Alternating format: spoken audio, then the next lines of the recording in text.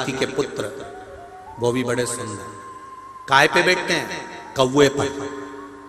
दुनिया का सबसे सुंदर पक्षी, वो तो राष्ट्रीय पक्षी मोर को बना दिया, नहीं तो दुनिया का सबसे सुंदर पक्षी अगर कुछ था तो कौवा था।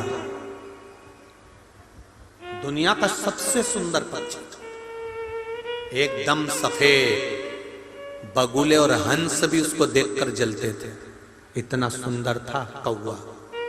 इतना मीठा बोलता था कौवा कि उसकी वाणी निकलती थी तो कोयल को भी ईर्ष्या होती थी, इतना इतना मीठा कौवा बोलता था वो। तो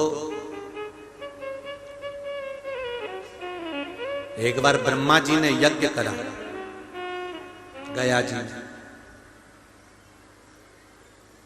और उस यज्ञ को करने के लिए ब्रह्मदेव ने कहा, तुरंत कौवे को बुलाया, आर्यमा स्वामी को बुलाया कि मैं पितरों के उद्धार के लिए एक यज्ञ कर रहा हूं। आर्यमा स्वामी ने कहा, बिल्कुल करिए, आपके वाहन कौवे की मुझे जरूरत है, ये लीजिए। कौवे को कहा, जाओ, ब्रह्मा जी ने आपको बुलाया। ब्रह्मा जी ने कहा, कौवे, बैकुंठ के पीछे वाले द्वार पर कहीं अमृत का कलश छुपा हुआ है, तू बड़ा विद्वान है, तू जा सकता है, अमृत ला सकता है, पर मेरा निवेदन है कौवे, तू अमृत को लेकर मत आना, तू केवल अमृत का पता लगा कर आना कि अमृत रखा कहां। कौवा उड़ते उड़ते गया, उड़ते उड़ते गया।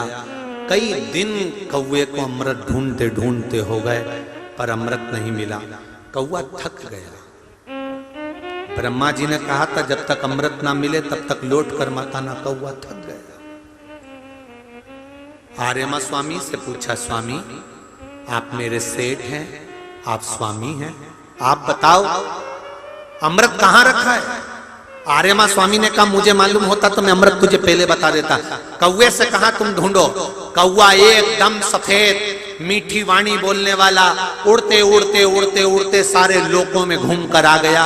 मृत्यु लोक में आया, शिव की आराधना करी। आप बताओ अमृत कहां रखा है। शंकर जी ने इशारा कर दिया, तुम कैलाश के पीछे जाओ, और उस कैलाश के पीछे उत्तराखंड का जो आनंद है, वहां देव शिखर है।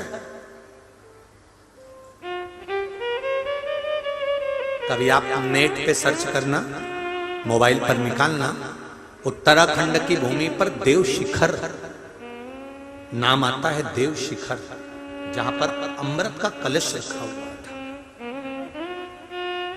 कौवा उड़ते उड़ते गया, कलश को देख लिया, थक गया, बहुत भूख लग रही थी, बहुत प्यास लग रही थी।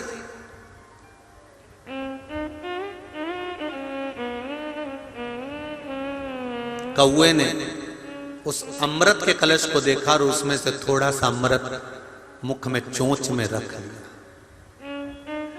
चोंच में रखा, आया, ब्रह्मा जी से कहा, प्रभु अमृत वहां रखा हुआ है। ब्रह्मा जी गए, अमृत का कलश लेकर आया।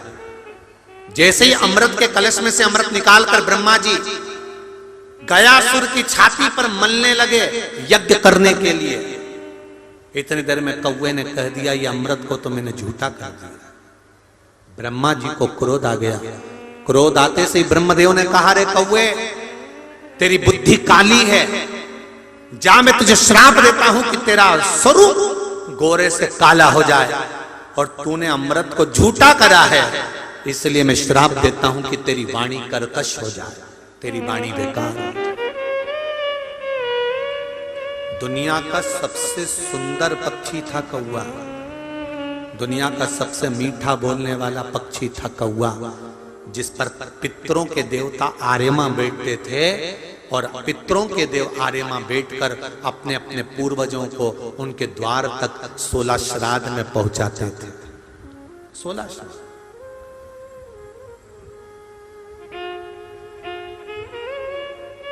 शादी में